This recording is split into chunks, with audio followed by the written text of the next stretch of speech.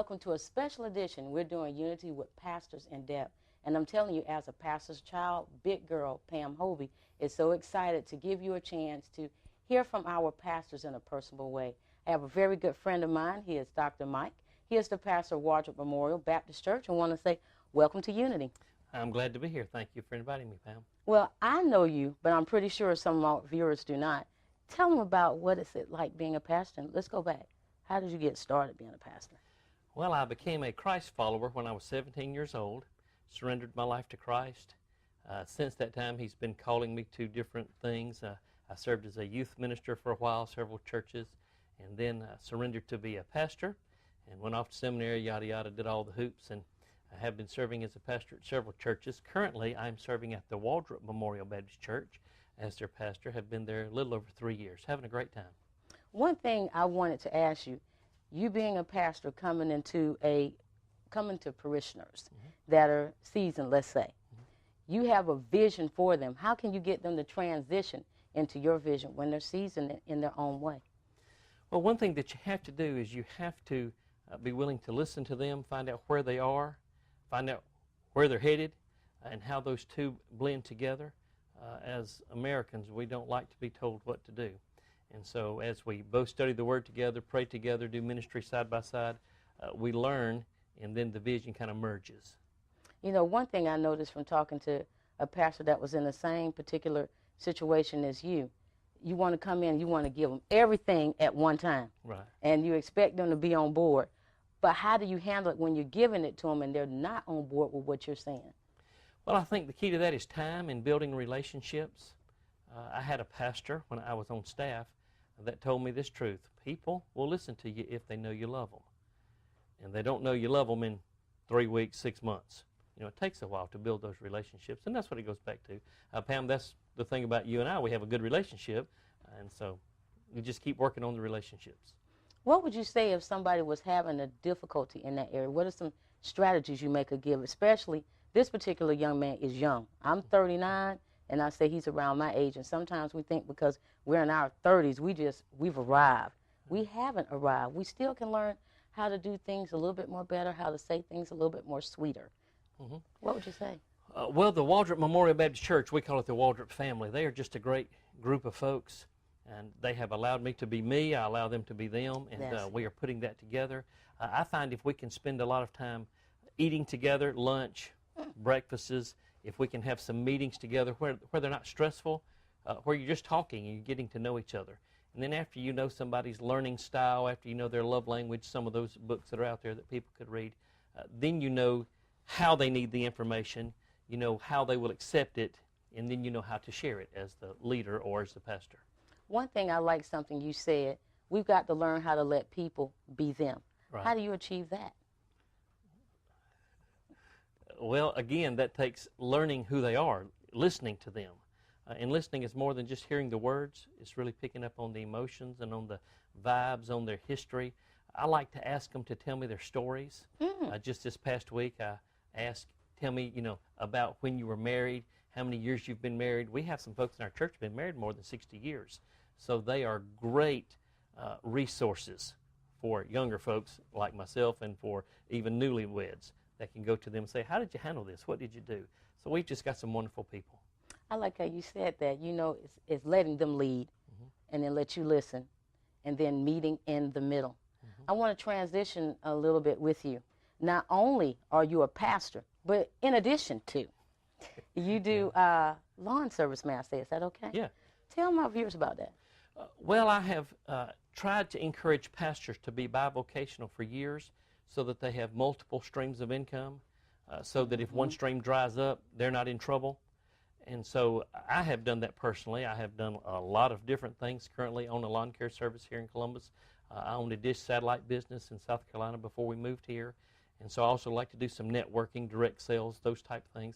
I just like to keep my hand in the pie.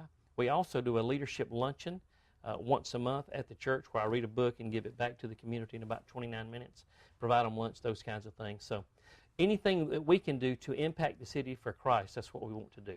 Recently, or most recently, we've started the Midtown Connection. That is a contemporary worship service, part of the Wardrop Memorial Baptist Church, and that's going really well.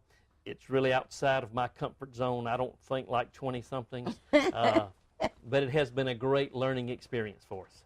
So you're a full-time pastor, running a lawn service. How are you able to do all that and don't burn out? I mean, how do you balance it all? Right. There must be rest. You know, Okay. people need to learn to rest when it is rest time. And if you don't, then your batteries certainly go down and you're in trouble. So I believe in sleeping when it's coming bedtime. I tell my wife and children, good night, love you, see you tomorrow. Now, my children don't know that lesson yet, but they're young. Yeah, same thing as me. I haven't quite learned it too. I'm 39 and I feel like I'm full of energy, but sometimes you got to gear down. I mean, what do you do when you got to gear down? When do you know it's, okay, it's time for Dr. Mike to rest? Well, I really believe the Scriptures is straightforward and honest when it says that we're supposed to rest one day a week. I know a lot of people think that Sunday is the Sabbath day. Technically, that was Saturday. But for me, if it was Sunday, it wouldn't count because that is a work day. Right. And so, you know, for pastors and pastors' children, all your life, you've been involved in ministry. So Sunday's a busy day. It's a day of work to us. Yeah, and knowing that, you have to find some time somewhere else. So I like to take half days. I very rarely get a whole day, but I like to take half days and really do very little of anything. Do you go on vacation? Yes. All right. We do that regularly. Our family really enjoys those. So do you do it once a year? At least. Sometimes we do it several times, but we have some, our church has some resources. We have a condominium, and we get to use that in Panama City, as well as some friends that have some resources that allow us to use those. So we get to take some very inexpensive vacations, some time away, and our family really enjoys those kinds of things. Well, before we go to commercial break, tell my viewers where they can find Wardrop Memorial Baptist Church and you. Well, they can find us at waldropbaptist.com. That's the website. From there, you'll be able to see both of our services and log into either one of them. You can find us on Facebook. The physical address is 2308 Hilton Avenue, Columbus 31906, and we'd love to have you come hang out with us sometime. Well, Dr. Mike, thank you for coming to Unity with Pastors. We're going to commercial break, and then we're coming back with Pastor Donnie Clark from the Adariff Church. When you've been hurt in an accident, it helps to have experienced and knowledgeable attorneys to help you in your time of need. For over 30 years, our office has been helping victims in auto and truck accidents or with work-related injuries. We resolve thousands of cases both in and out of court. So if you've been hurt and it wasn't your fault, talk to Walt. Talk to Walt. Talk to Walt. Talk to Walt. For your free consultation, call today, 1-855-GO-ASK-WALT.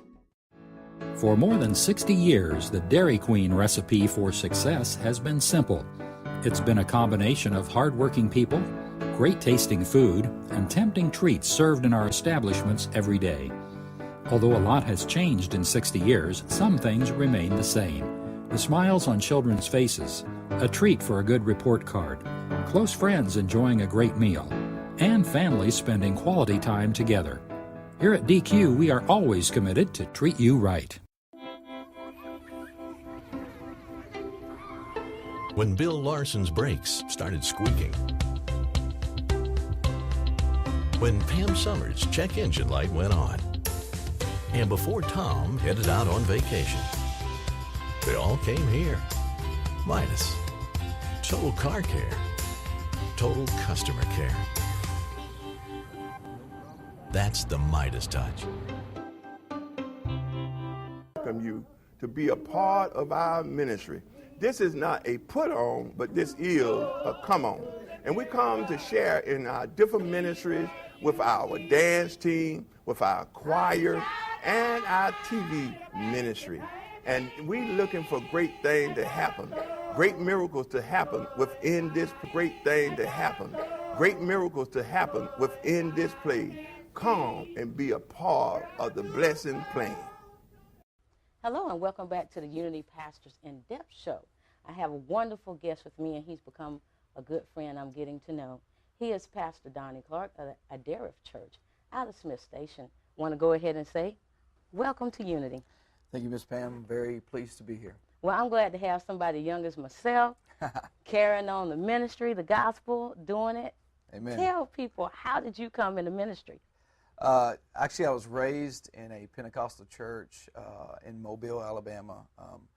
Moved to this area about 5 years ago after several years of serving on a church staff. My wife and I felt the call to start our own church. we began praying and seeking the Lord for that and direction on that. And after several months of praying, we decided that it was time to do that. We started having church in our garage, and 2 years later, it's blown up into just a regional movement. It really has. So we're just excited about what God is doing in our area, and that He's chosen to use us to do that. One thing I noticed when I came over to your church, you have a lot of young people. And it seems like when I was on Facebook just researching you a little bit, it seems like your church gears towards the young. Is that okay to say? Gears is a acceptable word, I guess you could say. We don't do it intentionally per se. We really just go after people who are hungry for God. And we do have a mandate to do more than just preach at people. Our very name, Adareth, is the Hebrew word for mantle out of the story in 1 Kings 19 where Elijah places his mantle on Elisha. That God has called us to raise up a generation after us that doesn't have to fight the same things that we fought, that can grow and move from where we started and where we have now finished. They can take off from there. In essence, our floor or our ceiling becomes their floor. Our highest point becomes their launching pad, and they continue to grow and grow. And so we spend a lot of time investing, but we do that not just with young people. We do that with anybody that comes to the door who's willing to endure the process. We believe discipleship is very important, and it's more than just hearing an hour sermon on Sunday. That's so true. Yes. How are you able to, because I like the fact that you got the young people. When I went in there, they was hyped. I got to be Pam, but they were hyped. They were enjoying it. They were flowing it. Even my nephew got happy. And so I'm like, tell me, how did you do it? What fish did you put out there? Because you put some good Jesus on them. There's no strategy to it. Period. There is no strategy to it. It is you give them Jesus. People are hungry for the real Jesus. They're not hungry for programs. They're not hungry for traditional things that just satisfy the conscious. People want Jesus. And when you give them the real thing, it just entices and it just invokes something in them that just makes them connect in a way they wouldn't connect. We don't worry about people leaving. We don't worry about losing people. We don't worry about any of that, because we're not trying. What gets them there is what you have to do to keep them there. And we're not throwing pizza parties, and we're not bouncing balls and trying to shave a balloon. We're there an hour and a half before church starts praying, and it's young people and it's old people, and our worship is intense. Everything's intense. Our word is ridiculously challenging and hard, but we understand that if we're going to give them something that's going to change their life, we can't do it ourselves. It has to be Jesus. What are some of the struggles you're seeing with young people? Because your ministry is there, and that's why I'm pushing right here, because they need somebody to, I just don't want to see no more young ones lost. But if they can connect to you through watching my show, what do you want said that they can say, I need to know about Pastor Donnie. I'm young. I hear what Big Girl is saying. I'm young. This man looks like he can connect to me. What is it? I think the main thing is you were born for a purpose, and you have a reason, and you have an identity, and no way of trying to define that outside of Christ will ever work. There are many people that have gone before us who have proven that gift and talent alone won't get you anywhere. We look at people like Michael Jackson and Whitney Houston, who were gifted and anointed to do a great work, but focused it somewhere else, and their life was a tragedy at the end.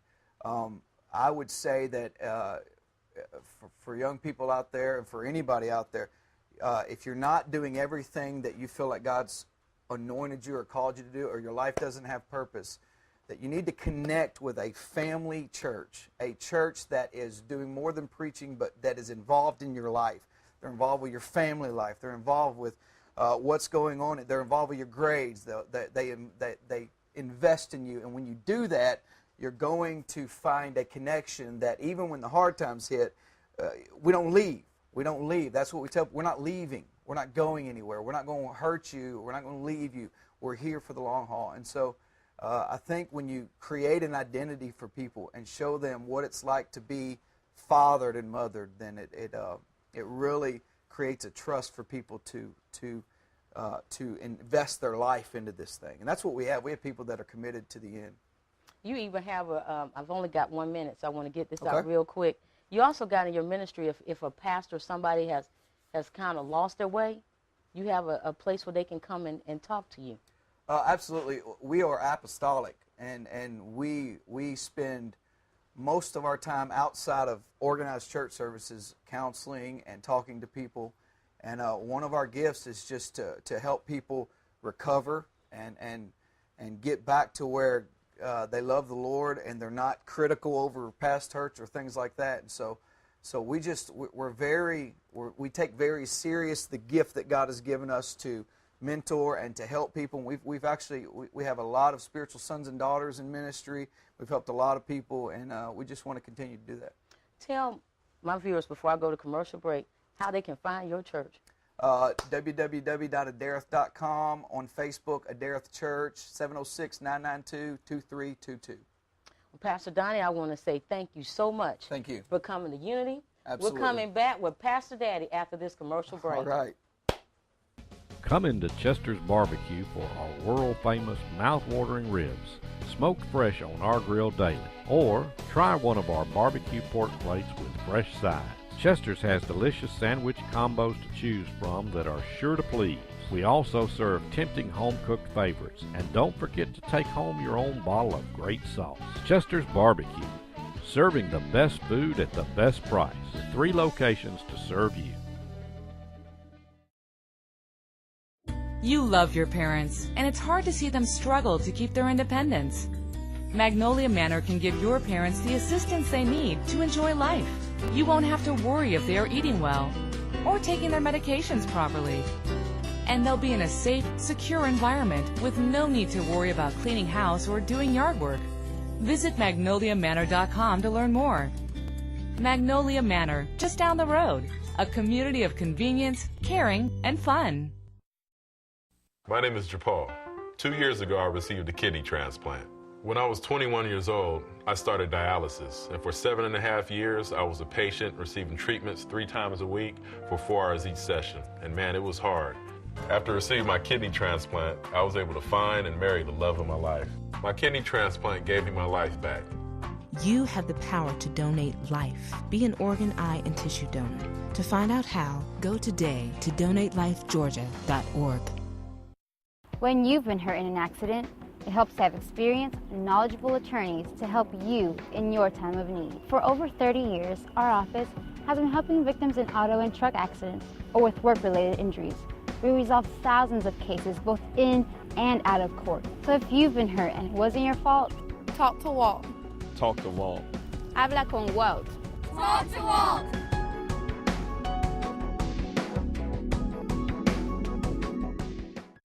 Hello, and welcome back to Unity Pastors in Depth Show. I have a wonderful person. Of course, he helped get me here. He is Pastor Will A. Willis Jr. of the Move of God Ministries, and want to say, welcome to Unity. Glad to be here, Pam. Well, Pastor Daddy, we're talking about pastors, so they've got to know your background. How did you get into ministry? Well, Pam, the way I got into ministry, the Lord called me into this. And when I say I got called into this, it was the Spirit of the Lord put me into this to get started on this. And as I got started on this, we already had went to school to take some training, but I didn't know that that's where the Lord was going to put me at, because I was a deacon at that time. But after a while, the Lord got me into the ministry, called me into the ministry, and we started in our living room. You know about some of that. And we started in our living room because I would say this much, Pam. When God got a direction for you to go, no matter how small it starts, but through faith, God put you in a level where you're supposed to be. And I was so grateful that I stayed faithful to the Lord, because in pastoring, it takes a lot of sacrifice. It takes a lot of prayer. It takes a lot of overseeing, in which the average person would never see what you see. And that's why a pastor would go through so much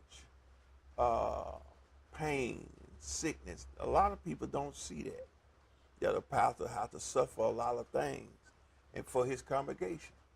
And that's why we is really identified as a shepherd, because we are overseer of the flock that God has really entrusted us to do. And that's why I really give all honor to God to give me strength to endure this. Because a lot of time, why any pastor is in his congregation, you'll find him giving up his family. You'll find him giving up even down to his health. Mm-hmm. And because a lot of times people don't realize that pastors lose a lot of sleep. And a lot of times they don't understand that while the congregation is sleeping, we somewhere praying for them. And by us praying, that means that we will lose time. We ain't losing time, but that's time that we are devoting to God for our congregation, that they would be blessed. And I know myself, with a smaller congregation, that takes that pastor where he'll have to do more and more responsibility of others. That's true. And while the other ones cannot handle it per se, that pastor feel that void. He might be, with the smaller pastor, he might be a deacon sometime. He might be over the choir sometime. But because of the lack of maybe the help, that smaller pastor go through a great sacrifice. And a lot of them don't understand that, because the more you have to help you carry out your duties, the better it is for you and that congregation. But I thank God that the Lord fixed it for me where I could handle it and endure the hardness. And so the Lord has been with us some 20 years now, and I'm glad for it. And I can easily say that the Lord had even started to prepare you from childhood to be with her dad. That's true. and I thank God for that, because Well, I didn't get the memo on that one, but this was not gonna be big girl, but yeah. Thank God he don't listen to us. Yeah. So Lisa too. Yeah. My older sister in ministry too. Yeah. So that way, the Lord blesses to touch the heart of his family, to be able to assist him, even down to my grandson Sean. The Lord is blessing him, and I'm surprised to have a grandson with so much knowledge in Scripture. So it just shows how even that pastor, his offspring, the Lord blesses his offspring to come into, to help him with the ministry. And not only that, but a lot of people don't realize that the pastor's wife is geared to walk by his side. A lot of them don't see that, because even when we look over in Genesis, it says it's not good for man to be alone, but he gave to him a helpmate that would be able to help him. And then when you trace it down, as we go along, the pastor's wife is one of the greatest helps he got. That's true. And I thank God for the wife. She's very understanding, and very understanding of the membership. Yes, she is. Because she would take, the pastor's wife would take a lot of punishment in a way shielding her husband from a lot of things. That's true. Shielding it. And so when we look at it, glory to God, I'm going to use this word, anointing. That's the special power that is put in that pastor where he can carry on his duties. And because of that, we are asking even people to understand that pastor have an anointing that need to be protected. And so that's why that respect is very important. Well, Pastor Daddy, we're getting ready to close this segment out. I want to thank you so much for doing your baby show. Thank you. Thank you so much for watching Unity Pastors in Depth show. We're coming back with some more special guests. Again, show love in the community. When you've been hurt in an accident, it helps to have experienced and knowledgeable attorneys to help you in your time of need. For over 30 years, our office has been helping victims in auto and truck accidents or with work-related injuries. We resolve thousands of cases both in and out of court. So if you've been hurt and it wasn't your fault, talk to Walt. Talk to Walt. Talk to Walt. Talk to Walt. For your free consultation, call today 1-855-GO-ASK-WALT. For more than 60 years, the Dairy Queen recipe for success has been simple. It's been a combination of hardworking people, great tasting food, and tempting treats served in our establishments every day. Although a lot has changed in 60 years, some things remain the same. The smiles on children's faces, a treat for a good report card, close friends enjoying a great meal, and families spending quality time together. Here at DQ, we are always committed to treat you right. When Bill Larson's brakes started squeaking. When Pam Summers' check engine light went on. And before Tom headed out on vacation. They all came here. Midas. Total car care. Total customer care. That's the Midas touch. Welcome you to be a part of our ministry. This is not a put on, but this is a come on. And we come to share in our different ministries with our dance team, with our choir, and our TV ministry. And we're looking for great things to happen, great miracles to happen within this great thing to happen, great miracles to happen within this place. Come and be a part of the blessing plan.